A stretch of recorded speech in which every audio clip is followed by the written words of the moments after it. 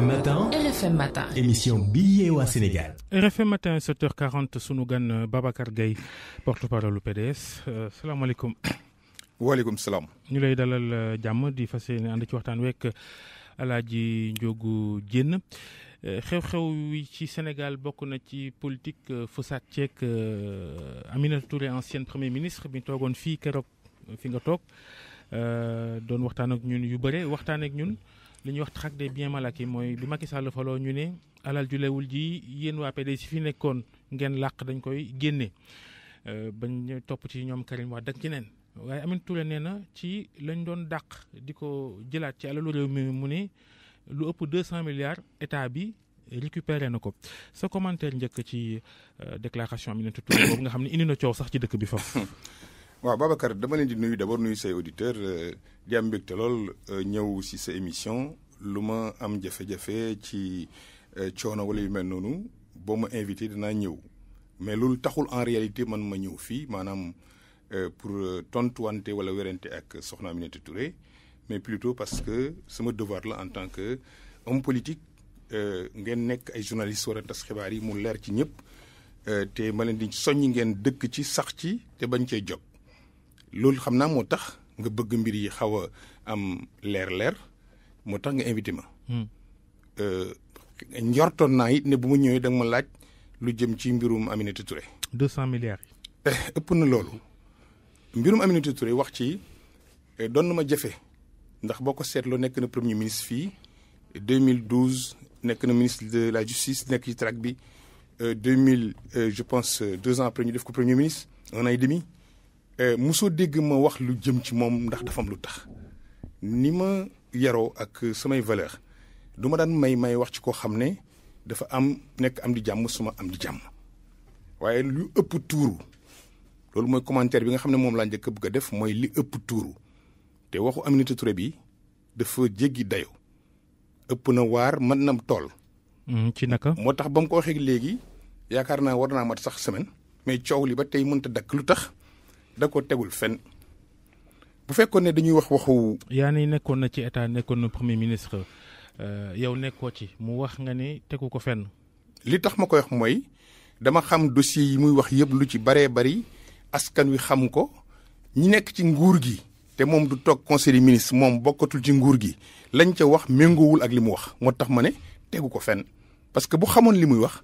du jaxase bu toll noonu ba ma may rek ma ñëw ci tuuti. ci jaxase yi bala may wax li nga xam ne askan war nañ ko jàpp du ma yegg sax ci chiffre yoo xam ne dañ koy maanaam natable benn jaxase bi nga xam ne moo ci gën a fës mooy nga jël alal ji nga xam ne ay urus la ak ay or ak i jamaa yu demee noonu nguur gi tegoon ci loxoom bi nga xamee ne dañuy topp madame Aïda Ndiong lu jëm ci benn dossier ministère urbanisme muy affaire yaakaar naa lu jëmoon ci affaire produit phytosanitaire ñu jël alal jooju évaluer ci ñoom seen première déclaration ne 47 milliards la ba ñu demee atte ba atte bi jeex yoon ba mu yegg cassation te ñaari yoon waxoon nañ ko delloo ay alalam 20 milliards 900 millions lañ mujj seen expert ñoom bu ñu tànn ne loolu la alal ji toll. kon madame Aminata Touré bu bëgg a jël alal joo xam ne dafa bokk ci procès boo xam ne ça n'a rien à voir ak les biens mal acquis boole ko ci dossier biens mal acquis ba pare. chiffre bi sax mënu ko xam. damay nee na bien mal acquis waaye itam ci biir loo xam ne na reddition des comptes. dama ne lu leer laa wax mooy 47 milliards du 20 milliards ku xam li ngay wax doo jëlee dara 47 milliards te mu nekk 20 milliards ngay wax askan wi di leen ëlëm parce que compte bi mu def mooy 245 milliards mu tibbee ci loo xam ne 47 milliards dafa mel ni 47 milliards yi Singapour yi mooy dellusi mais dinaa def bu Aïda Ndiong bi ci côté moo wax beneen. mais moom nekkoon na ministre de la justice xëy na bu waxee waxul noonu rek daf ci am ay firnde am na lu tax mu wax du rek wax joo xam te wax ju ñuy sànni la wéruwul fenn comme ni nga ko yaakaaree. dama ne wax jooju bu ko waxee rek jàppal ne Aminata Touré mu ngi xuuxal Macky Sall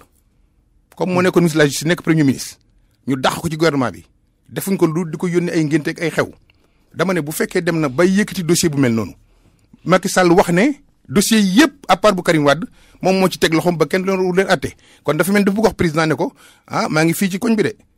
boo ma fàttee man fàttewuma dossier yi nga xam ne yaa ngi leen teg ci code bi noonu rek laa ci jàpp mais xamul dara ci li muy wax lu dul bëgg rek. yow pour yow mu waxam ji Macky Sall la ko jubal. mais wax joo xam ne amul bopp amul genn ñi ngi koy waxal mën nañ laa dégg mën nañ laa xam mën nañ werante journaliste yi war nañu mën a gëstu ba xam li nga wax du dëgg soo ko waxee dafa yaa ngi politique te kuy politique rek te fi ñu toll Aminata Touré situation politique am mooy dafa am problème ak partem dafa am problème ak Macky Sall mi nga xam ne moo ko indi Sénégal mu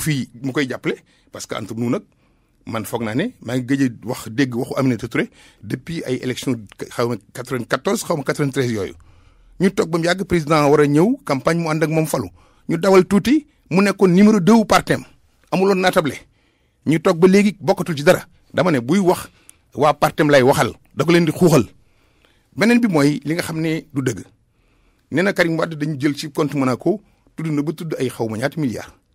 foog naa 50 milliards la tudd Monaco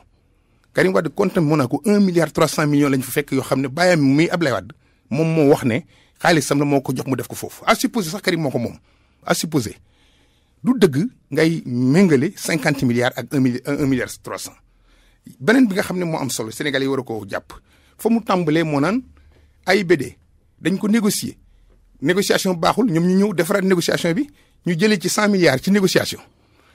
AIBD bañ koy sos 230 milliards lañ ko évaluer am na ay avenant maanaam ay contrat yoo xam ne dañ koy yokk amul benn contrat de travaux boo xam ne doo am avenant parce que da ngay dem ba ci biir gis loo xam ne bokkuloon ci cahier de charge yi comme exemple bi ñu war a indemniser ñu nekkoon waa Ndiass comme exemple ñu fekk fa ci gas ba fekk fa loo xam ne mu dafa nëbbu contrat initial bi dañ ko ciy def yooyu maanaam les vices cachés loolu bu amee day am avenant mais avenant yi lu mu bëri 303 milliards lañ mujj wax ñoom ne loolu la jar ñun bi ñu départ lan moo indi tey avion bi aéroport bi ñu naan 407 milliards te sans les intérêts boo ko évaluer fii ak 30 ans dina dem ci 700 milliards de francs CFA de coût dama ne waaye ma ne li nga négocier ba jox ko Turquie dama ne ma pare foofu ma pare may ma teg dama ne tegal seen loxo tegal tuuti sa baaraam ma yeggal foofu bu fekkee dañu négocier Ben Laden toppuñ ko parce que daf leen tooñ waaye xanaa dañ ko dàmp amul benn contrat bu ñu rompre nii te fekk amul kii rompre contrat bi soit mu gagné wala mu perte Sénégal lu mu gagné ñaar yan condition lañ ko joxee Turquie nañ teg ci table ji lan moo tax AIBD yegg fi ñu toll ci prix bi mu yegg te mënta baax ba léegi beneen bi nga xam ne aussi war nañ ko wax muy jàmm. loolu am ngeen ci wàllu gu rëy. parce que nee nañ ci début bi nañ ko doxalee foofu la mbir yi faussé. te yoolu seen jamono la woon jamono PDS la woon. waxam la contre ay dossiers na jël dossiers yi teg ko ci table ji invité journalistes yi indi contrat Ben Laden yi indi contrat Turquie yi indi maanaam def bilan wu travaux yi ñu xam ndax li muy wax tegu na yoon wala déet man foofu lay waxee bi ci des ci kàcc yi 50 milliards ñu ne AHS la ko jëlee foofu. banque société boobu xam ne moom lañ dàq ci aéroport bi léegi société boobu waxuma dara rek mais compte yi muy wax ne compte Monaco société boobu am na benn compte boo xam ne dañuy wax ne moo ko moom 2 milliards 400 fa la yem compte société boo xam ne dafay dem ba am problème ñu koy jox ay marché koo xam ne nii dañ ko defoon fayit Ecotra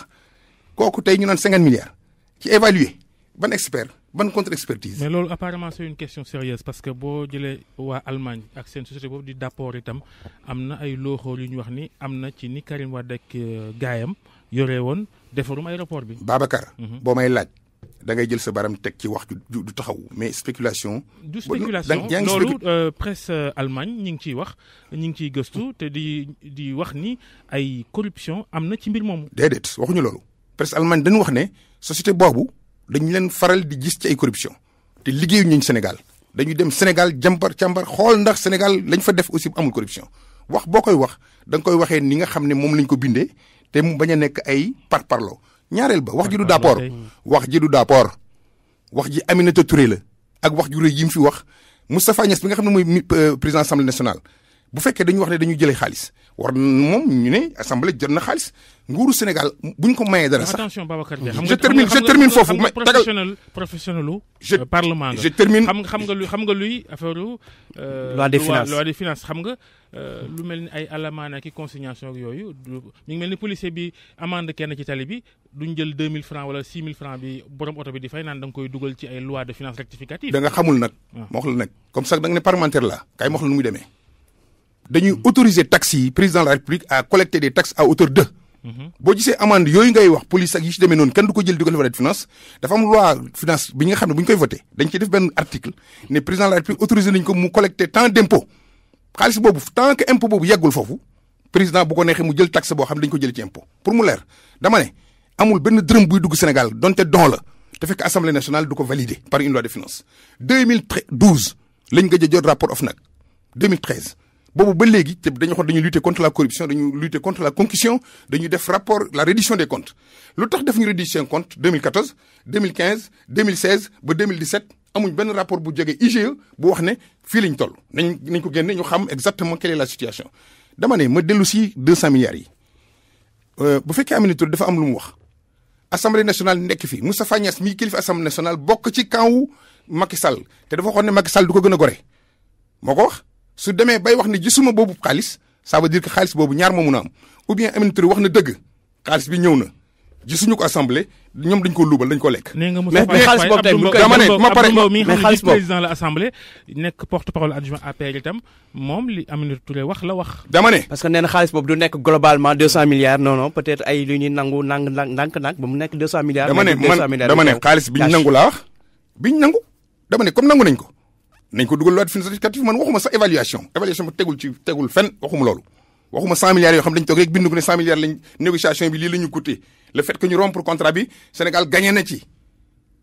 mu nekk ay dans la forme waxu amut Abdou Mbow du tax ma dóor sama doom ci affaire finance ci affaire gestion de l'État Aminata Touré li mu wax moom intéressé te moom lay tontu laa wax bu fekkee ne tey dañu dem loi xaalis dañ ko war a def loi de finance xaalis bi fu ñu koy dugal dañ koy def loi de finance beneen bi nga xam ne mooy kàcc yi gën a mag. kàcc rëy na di. kàcc laa wax. mooy tax dama ne kàcc mooy li gën a jub su ma ko rusuloon leneen lay wax c'est parce que dama ko rus moo tax ma ne kàcc moo suturloo moom la ñuy wax kilifa dama ne port li nga xam ne mooy DP World dafa bokk traque des biens marqués ticket d'entrée loo xam ne sax 24 milliards du 37 milliards mu bëgg ko dugal ci biir maanaam comment dirais-je traque des biens marqués Jaber. en fait la nee na traque waaye nee na itam reddition des comptes. y a pas de compte c'est beaucoup plus global. dama ne xam naa loolu. xam naa baax lu reddition compte c'est une notion nouvelle rek. dañ koy ëmbee loolu bu ñu bëggee def la reddition des comptes nañ dem COUD seet la fa xew te ñëpp IG teg ci loxo Cour des comptes teg ci loxo nañu dem port def reddition des comptes li jar reddition des comptes mu ngi fi da ngeen koy wax da ngeen ci def émission da ngeen koy def rapport da ngeen ci def enquête dama ne li Aminata Touré wax xam naa ko la mu jàng naa ci finance publique maa ko dax a jàng man leer na ma dama ne xam naa lu reddition des comptes dama bëgg ñu wax port lu tax mu naan 37 milliards la fa depuis DP World jël muy ci affaire traque des biens marqués reddition des comptes amul. signé nga contrat da nga ne danaa fay nangam lii mooy sama ticket d'entrée loolu amul lu ñu redire da nga koy fay te port lañ ko doon fay ça n'a rien à voir avec le trésor public beneen bi mooy ban Jaber lan lañ rek jëlee foofu sunu woor xaalis boo xam ne plus-value la état société bi moo am xaalis état bi am ci part ñu war ko jox 2 milliards 400 lan mooy bien marqué foofu Jaber war na génn lu tax ñuy indemniser Jaber à 7 milliards bu fekkee daf fekkoon am na foofu maanaam traque des biens marqués wala reddition des comptes nga tàggoog nit mu yoral la xaalis nga yëkkati 7 milliards indemniser ko y a un problème donc dama bëgg journalistes yi Sénégal ñoom lay waxal ñëpp à travers votre rajo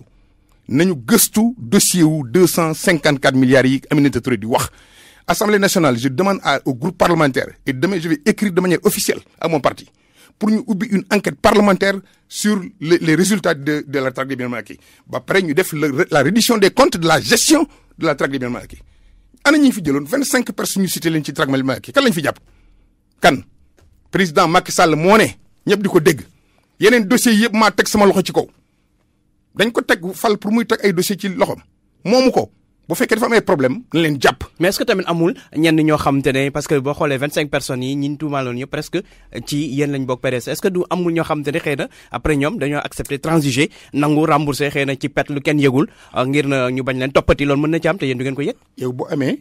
nga yëg ko wala nga xam ko doo ko jàmbar doo ko saytu doo xool kan moo transiger doo leen laaj ñoom de manière officielle de manière